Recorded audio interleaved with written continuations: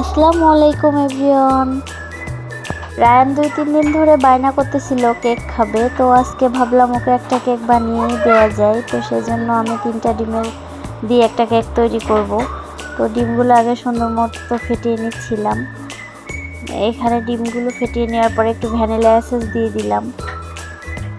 Vanilla এসেন্সটা দিলে কি হয়, ডিমের গন্ধটা থাকে না, রায়ান ডিমের গন্ধ নিতে পারে না, সেজন্য কেক খেত না। কিন্তু এখন দেখি এই ভ্যানিলা এসেন্সটা দিলেও কেকটা সুন্দর মতো অনেক এনজয় করে খায়। তারপর এর মধ্যে 1 কাপ পরিমাণ চিনি দিয়ে দিলাম। দিয়ে ডিমটা চিনিটা সুন্দর করে একটা ফোম তৈরি করে নিতে হবে।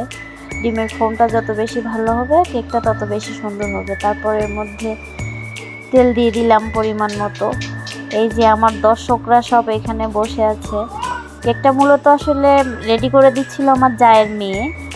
ও অনেক সুন্দর কেক বানায়, তো ওর কাছ থেকে আমি রেডি করে নিচ্ছিলাম। তারপর এর মধ্যে 1 কাপ পরিমাণ আটা দিয়ে দিছে।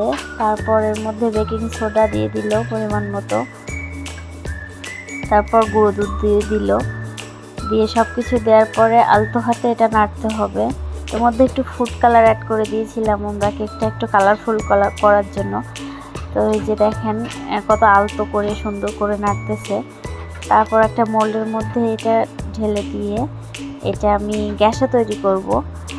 আসলে রায়ানের বার্থডে বছরের মধ্যে মনে হয় 4-5-7 বার হয়। যখনই কেক তৈরি করি ও তখনই বার্থডে হয়ে যায়।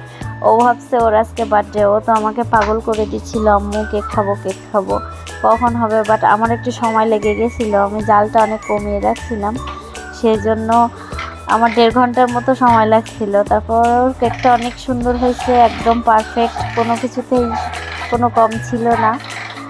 একদম কেনা বাজারের হোমমেড যে কেকগুলো সেরকমই হয়েছিল। তারপর ওরা 3 ভাই রেডি কেক কাটার জন্য। তারপরে যে ওরা কেক কেটে সবাই খাইতেছিল। তারপরে কেকটা আমি সুন্দর মতো কেটে সবাইকে ভাগ করে দিয়েছিলাম, সবাই খাইছে, অনেক টেস্ট হয়েছিল। ধন্যবাদ সবাইকে।